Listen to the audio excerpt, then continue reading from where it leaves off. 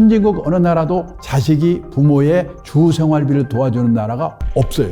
그러니까 60년대까지만 해도 수명이 짧았기 때문에 노부모 부양기간이 평균 5년이면 끝났거든요. 근데 앞으로 100세 시대에는 25년에서 30년을 부양해야 돼요. 자식도 노인인데 나를 어떻게 도와줍니까? 그래서 다른 거 없어요. 몇 억의 노후장을 마련하는 게 중요한 거 아니고 하는 게 가장 중요하다. 그것이 내 노후 대비가 되고 자녀 리스크에도 대비하는 거다.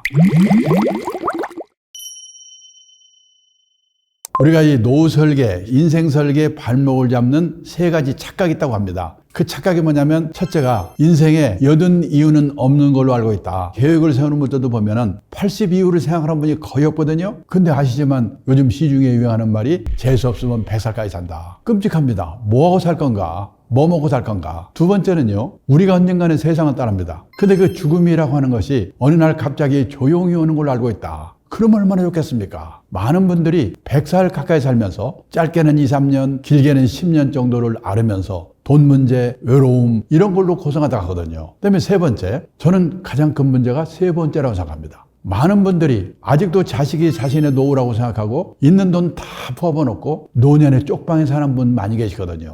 어느 지방도시에 노부부가 계셨는데요. 그 동네에서 노후 준비가 끝내준다고 소문난분이었어요. 건설업을 하다가 은퇴하신 분인데 부동산이 있어가지고 한 달에 600만 원 지방에서 끝내주지요. 일남 5녀가 있는데 일남 4녀는 시집장가 가서 잘 살고 있습니다. 문제는 막내딸인데요. 근데 그 딸이 공부를 어떻게 잘했는지 스카이 대학 1등으로 들어갔어요. 아버지가 볼 때는 공부 잘하지 싹싹하지 막내딸이지 얼마나 귀엽겠습니까? 근데 이 딸이 대학에 들어가더니 여성운동 한다고 다니고 몽골도 갔다 오고 이렇게 30대 초반까지 그러고 다니더니 내가 이제 건축 공부를 해야 되겠다 본격적으로 영국 런던에 6년짜리 건축학으로 유학을 가버렸어요. 수업료가 엄청 비쌉니다. 공부 잘하고 귀여운 막내딸을 위해서 내가 건설업을 다시 해가지고 돈을 벌어서 좀 주고 끝내자. 공사를 맡았는데요. 몇 년 쉬면서 감이 떨어져가지고 입찰을 잘못해서 박살이 나버렸어요. 세 받아먹는 부동산 다 벌어서 못 메꿔요. 아들이 공무원인데 융자 받아서 아버지한테 꽂았어요. 못 받아요. 이자 자기가 내야 됩니다. 며느리가 볼 때는 얼마나 환장하겠습니까? 딸 4명이 또 있어가지고 1인당 10만 원, 20만 원 받아가지고 그 돈으로 생활하고 있다는 거예요.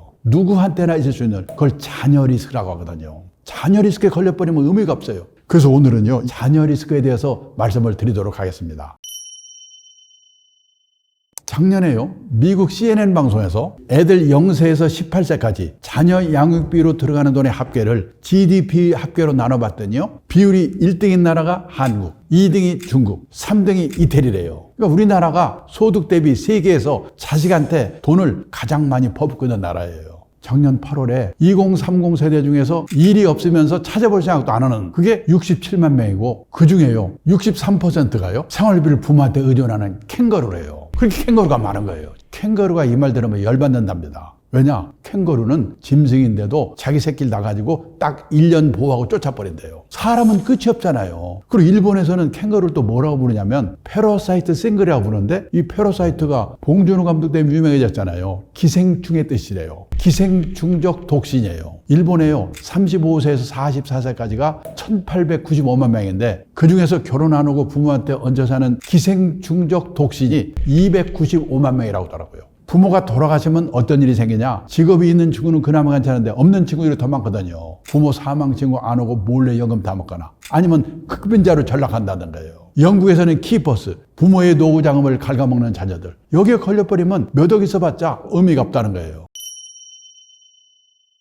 우리나라와 일본의 부모들은요, 대학 등록금은 부모의 책임이다 이렇게 생각해요. 근데 미국의 부모들은 자기들이 융자받아 다니고 취직해서 각별지 그런다는 거예요. 증권업계 유명한 사장님 한 분이 연세대학교 2학년 때 미국에 있는 누님이 비행기표를 보내주어 유학을 갔대요. 한 학기가 지나가지고요, 그때 등록금이 400만 원 고지서가 나왔답니다. 그 누나가 의사 부인이고 부자래요. 당연히 누나가 주겠지. 고지서를 누나한테 갖다 줬대요. 누님이 완전히 미국화된 분이 돼가지고 자기를 빤히 보면서 그러더래요. 이 고지서를 왜 나한테 주는 거예요? 놀래가지고요, 그때부터 아르바이트하고 융자 받고 등록금을 냈대요. 지금 와서 생각해보니까 그때 누님이 그때 그 등록금을 척척 주었으면요, 자기 오늘처럼 못했을 거라고 하더라고요. 고마워하더라고요. 지금요, 대학 진학률 세계에서 1등이 어딘 줄 아십니까? 한국. 83%까지 올라갔던 게 지금 70% 깼다고 그러죠? 아직도 1등이에요. 지금 취직이 안 돼가지고 난리지 않습니까? 2등이 어느 나라냐? 이웃나라 일본이에요. 일본은요, 왜 이렇게 대학을 많이 가냐고 난리를 치는데 55%예요. 근데 우리는 부모가 돼주니까 공부가 싫거나 학교가 시원치 않아도 무조건 들어가니까 휴직이 더 안 되는 거예요. 근데요, 결혼 비용은 우리와 일본이 또 달라요. 일본에서 젊은 애들이 결혼 비용 부모한테 신세 좀 지려면요, 이리저리 눈치 보다가 어떻게 조금만 좀 대줄 수 없을까요? 이 정도거든요. 제 사장하는 일본 친구가 있는데, 야, 네 딸 시집갈 때 결혼 비용 얼마 들였냐? 신혼여행 갈 때 150만 원 줬나? 우리 돈으로 1,500만 원 줘 끝냈대요. 사장인데 결혼정보업체에서 발표한 자료를 보니까 아들이 전국 평균 1억 9천, 딸이 1억 3천이래요. 서울 같은 대도시는 훨씬 더 들 거예요. 더 문제는 뭐냐? 과외비잖아요. 사교육비. 제가 2년 전에 서울의 40대 후반에 부부가 맞벌이 하는 커플,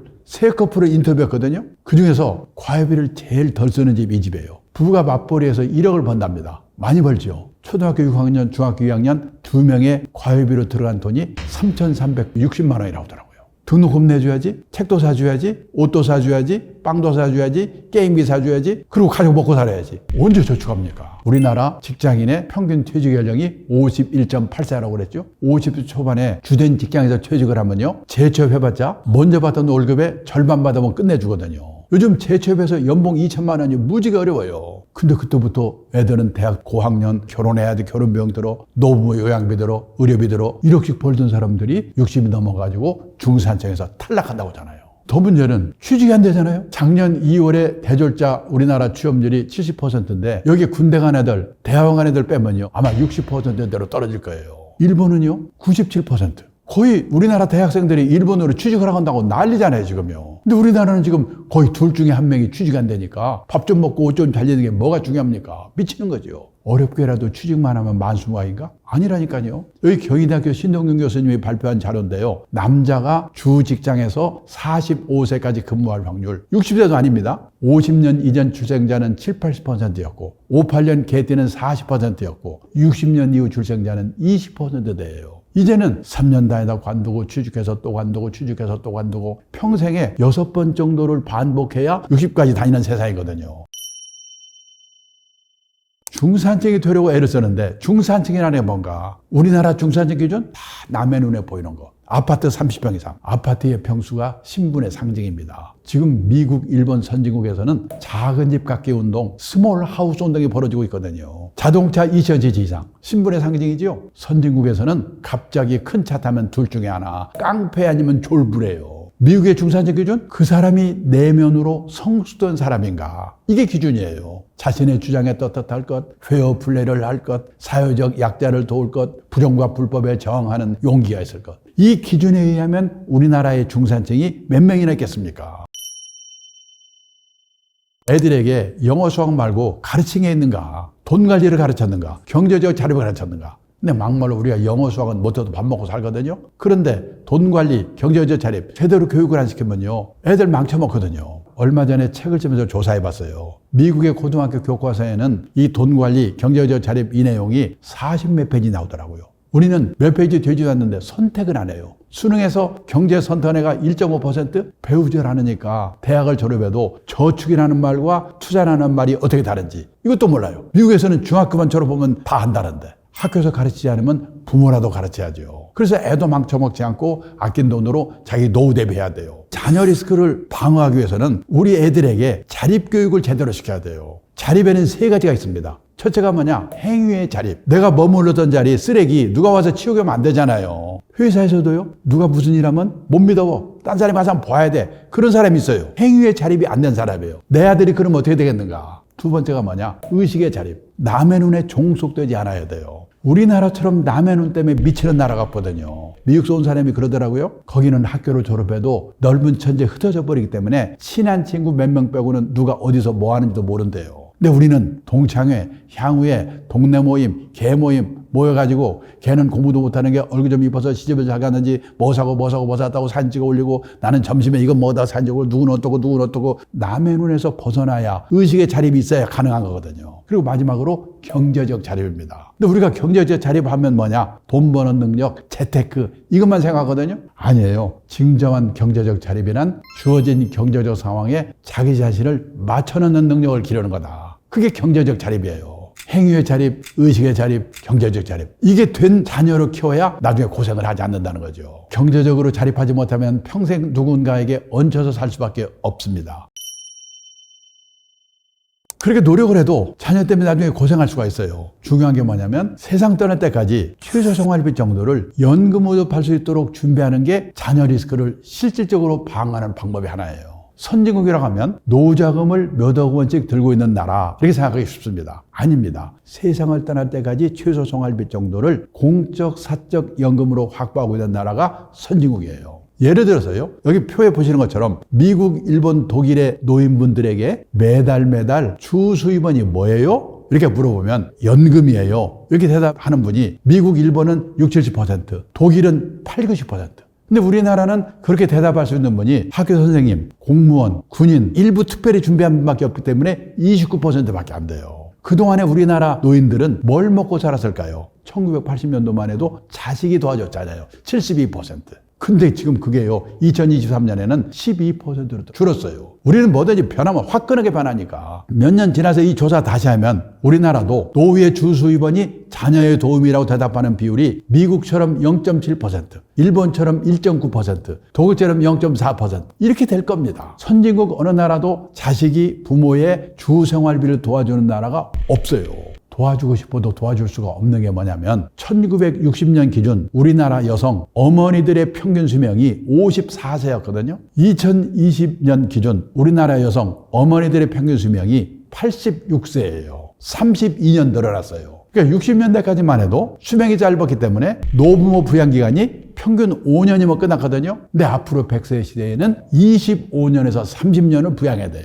자식도 노인인데 나를 어떻게 도와줍니까? 그래서 다른 거 없어요. 국민연금부터 드시는 거예요. 수입 있는 분은 의무적으로 들기 때문에 할 수 없이 드는데 가정주부는 의무는 없거든요. 그런데 가정주부가 한 달에 9만 원씩만 최저 금액입니다. 임의 가입이라고 그래요. 9만 원씩만 30년 임의 가입하면요. 세상 떠날 때까지 58만 3천 원씩 받아요. 물가 오르면 늘어납니다. 남편 거고 합치면 절대 굶을 염려 없어요. 국민연금을 부부가 드는 게 제일 중요해요. 직장인은 퇴직연금, 1인 기업, 자영업자분들도 세제 혜택 받으면서 다 들 수 있거든요. 퇴직연금 드는 거예요. 그리고 그걸로 모자라니까 한 달에 10만 원, 20만 원이라도 개인연금. 이 100세 시대에는 이 세 가지를 국민연금, 퇴직연금, 개인연금을 삼층연금이라고 하거든요. 삼층연금으로 최소 생활비 확보하는 게 제일 중요합니다. 나는 그거 못한 채로 이미 퇴직했는데 이제 와서 어떡하지? 그러면 살고 있는 집, 고향의 땅, 고향의 산, 산지연금이라고 하는데요. 담보로 하고 생활비 받아서다가 갈 때 정산하는 거예요. 주택연금, 농지연금,